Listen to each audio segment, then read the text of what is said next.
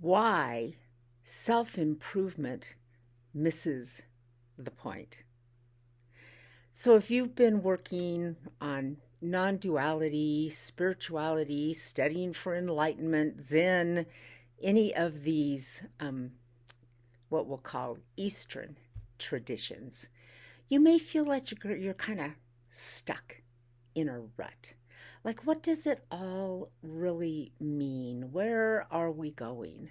What's the point? And you'll find that the biggest problem is the idea of self improvement itself. So, how long have you been doing this? That's the first thing to think about. You've been working on self improvement for a really long time, and hopefully you've made some headway on it, right? But can you start feeling that there's no end? There's just literally no end to self improvement. So, kind of, what's the point? Well, let's backtrack. There are a lot of really good points because if we didn't work on self improvement, we would all just be total asses, right? We'd be victims, we'd be whiny, we'd be depressed all the time, we'd be useless for everyone because life itself requires constant growth.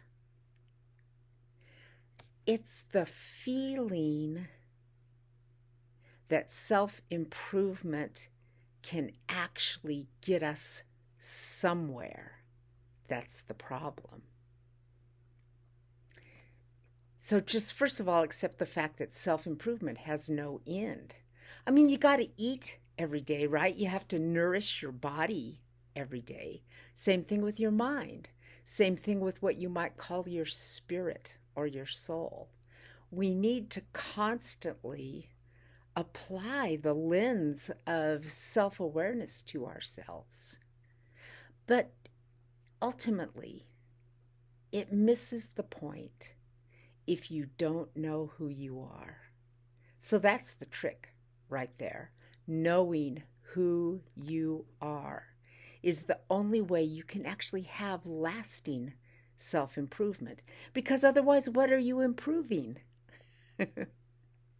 So here's the thing.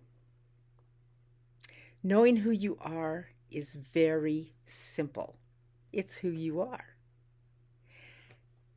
If we can stop the constant falling forward into our lives, then we can step back into who we are and have that be the solid ground from which we're doing this self improvement. So, right now, stop.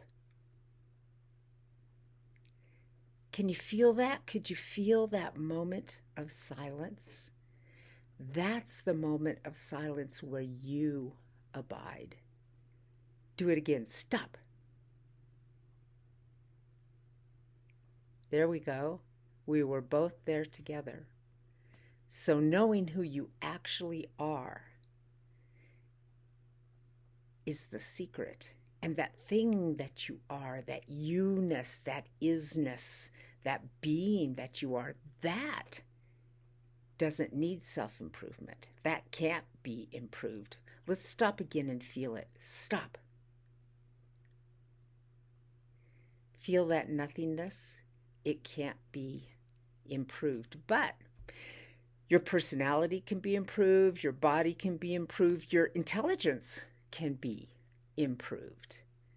But it is the you that is doing this improvement, right?